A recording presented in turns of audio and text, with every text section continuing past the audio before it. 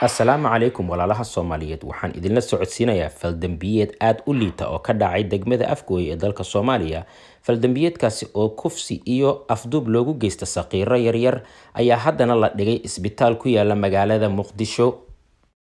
Gabdhahan yaryar oo birimageydada ah oona lagu xadgudbay ayaa dhaqaatiirta arrintooda ay aad uga dayriyeen. Isla mar ahaantaana culimmada Soomaaliyeed ayaa ku tilmaamay fal aad iyo aad looga xumaado oona ah wax dad islaam ah aanan laga filanaynin waddan islaamana inay ka dhacday aysan ahayn.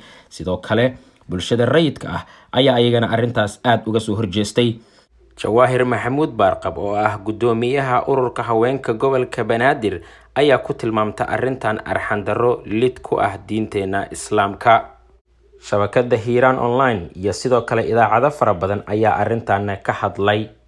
Looma kala harin oo xildhibaanada iyo madaxda dalka ayagana sidoo kale ayay aad iyo aad arrintaas u cambaareeyeen kana codsadeen dadka ummadda Soomaaliyeed oo khayrka u saaxiib ah inay arrintan iska kaashtaan ay isku dayaan inay cidaas wixii u qaban karaan ay u qabtaan. Farshaxanka Soomaaliyeed ee caanka ah Amiin Caamir ayaa sidoo kale sameeyay muuqaal uu ku soo bandhigayo arrintan iyo xajmigeeda. Haddaba waxaan idinka codsanaynaa in aad nagala qayb qaadataan idinka oo taabanayo ama sagalayo website-kan soo socdo GoFundMe-gaana wixii aad awoodaan ku taakulayn doono. Waad mahadsantihiin.